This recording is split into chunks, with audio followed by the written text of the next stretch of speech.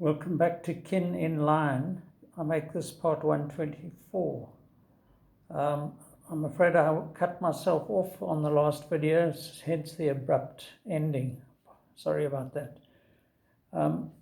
Here, I'd recently returned from the UK at the end of 91, and this is August 92, and look, I've been promoted to the editor, and my name has changed to Kim. But this wasn't actually true. I don't know why looks like the British consulate sent me something for some reason. I don't know why, but anyway, story that I had to cover. I think they sent the ambassador to Port Elizabeth at some point, and I had to interview him. But I only kept this because of the drawings, these little things that I did.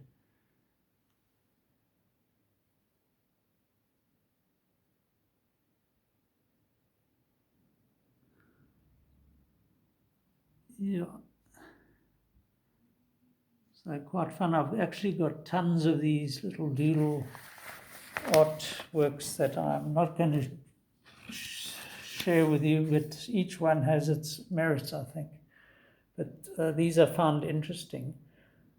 So let's just analyze what's on another one where I was promoted to the editor, also from the British consulate. So the editor, again, Kim Bentley, bizarre. So I kept it for my little drawings, but it's quite interesting. Yeah, we're in 92, so this is just 2 years before the end of apartheid rule. And here we've got the old South African flag.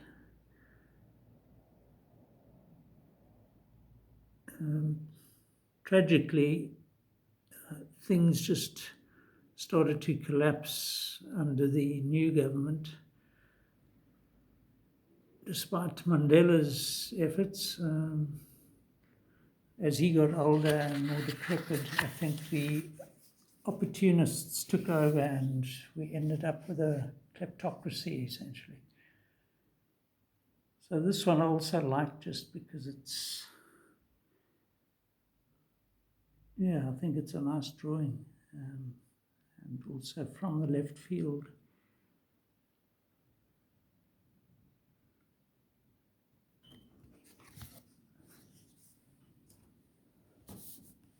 So I've got a few others that I've just plucked out that are of some interest, I think, from the early 90s or late 80s, I think. SA tourism. In these days, Afrikaans ruled, so everything official had Afrikaans as the first language.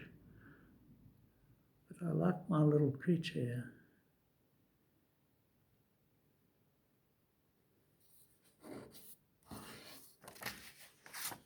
And here's a little piece of history. Kept it for this drawing, but you'll see sent by Codessa. And the date, 26th of the 6th, 92. Fax, you don't get fax as much anymore. Codessa, now that was the Convention for a Democratic South Africa. And this was where they were negotiating the new constitution and bringing apartheid officially to an end. So quite nice to have this memory of Codessa. I think it evolved into something else eventually, but that was the original title for this national convention, which was really what we in the PFP had been campaigning for all the time, you know. And so I just kept this for this interesting creature. Looks like he's eating some candy floss, or maybe a huge chunk of meat.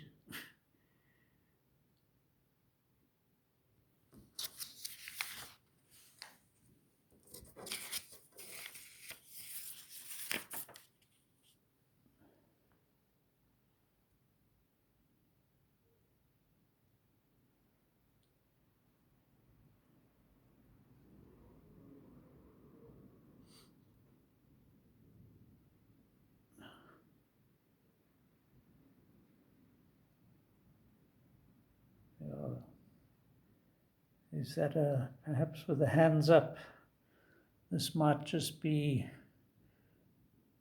an act of surrender here. The country was surrendered to African nationalism by the Afrikaner nationalists.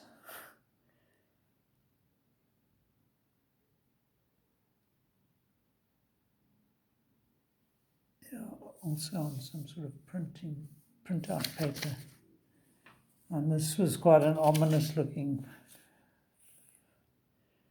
death mask. I mean, I don't know how symbolic that was. Whatever, it was going to happen at 3 p.m. This oak would, without arms, wreak havoc.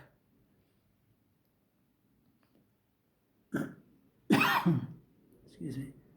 With those eyes. Ish.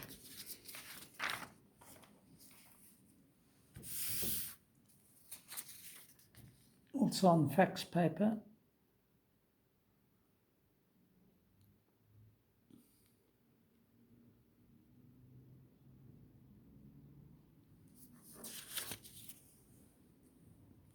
A little bit of history here with an interesting figure in the middle.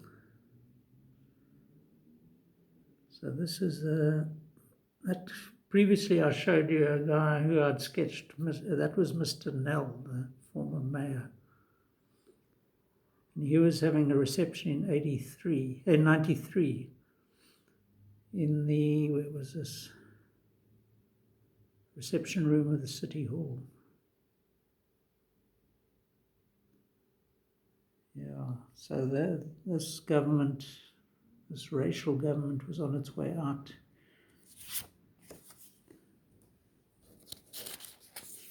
And this University of Port Elizabeth, this Professor de Villiers he was a city councillor. I'm not sure if he was a councillor at the same time as he was a professor in the Department of Public Administration at what was then called Universiteit van Port Elizabeth. And this isn't him, but this guy has an affinity with staples.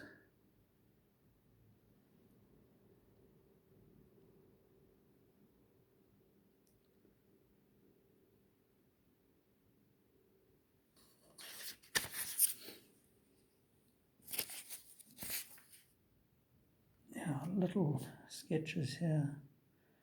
So even these names here, Carl Fisher, Harry Roger, Alan Zeiss.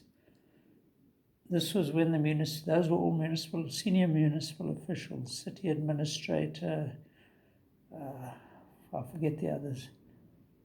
But this was when the municipality was run like clockwork, nothing went wrong, everything operated, service delivery was good even in the townships. Of course, since 94, it's all gone. John Gibbon, another one, housing director, and that was Rick McKeever. He was a PFB councillor and former mayor. There's another one, Jonathan Mercer. He was, I think, an engineer. John Rushmere was a architect who designed the Duck Pond Pavilion at the St. George's Park cricket ground. I think Mark Batchelor was a soccer player. I don't know what he's doing there. And just to remind us, we're in Africa. Bit of a fun drawing.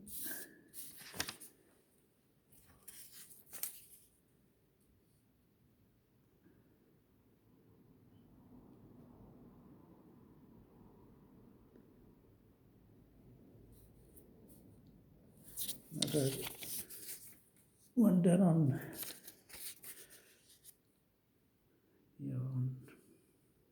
fax paper. So each of these there's another councillor, Rocky Ridgway. He was the thing with the PFP is they had very qualified people became councillors. You had lawyers. Ridgway was a former head of the Midland Chamber of Commerce. Was the Port Elizabeth Chamber of Commerce or the Midland Chamber of Industry? I can't remember. In fact, a national head of one of those. I think of the South African Chamber of Industry or something.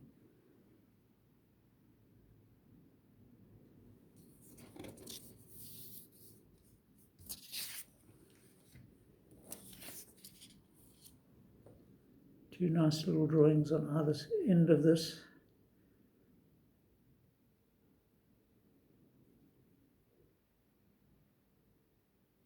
We all know somebody who's got that going on in their heads.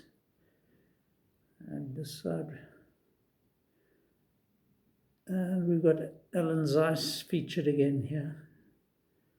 I think he was always wary of the press, even though, I would never have misreported anything or sensationalized anything. It just wasn't my style.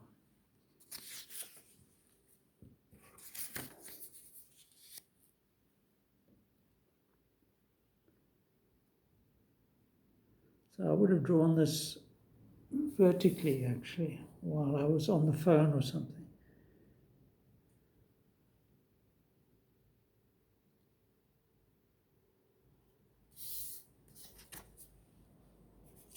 And this is very reminiscent of our friend P.W. Botha, who fortunately was ousted after having a heart problem or something.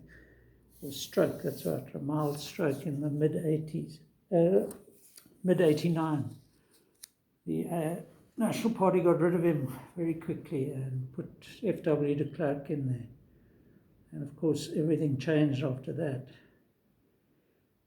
Very rapid end to apartheid.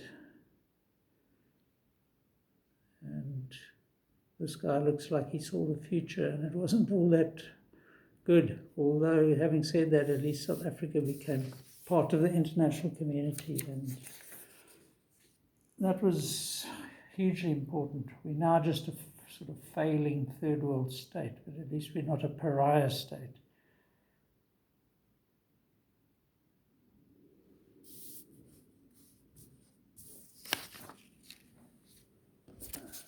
Just do a few more of these.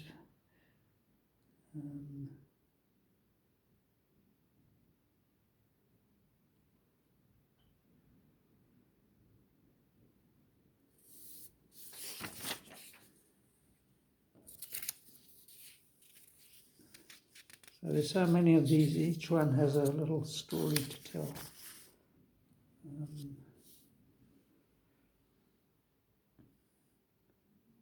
Landscape.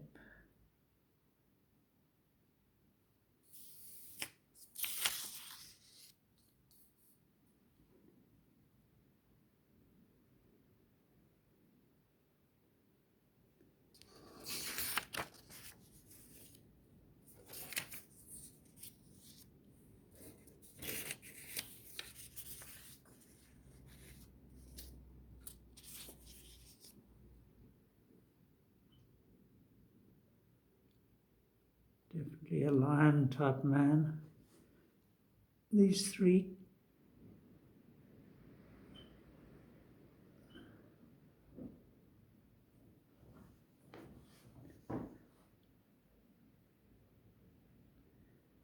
Slightly oriental looking character there. And this kind of reminds me of Mandela. We of the African National Congress are concerned of poverty, black economic empowerment, or the Employment Equity Act. It's not the king, I every inch a king. When I speak, see how the subject quakes. That's my interpretation of Mandela. So this was another part of, and I'm going to have to stop here, of that period. This is 94, and we are moving to America, says David and Natalie Morris, at the end of April 94. And off they went. And that brain drain has continued. Yeah, so we'll also leave at this point. Till next time. Cheers.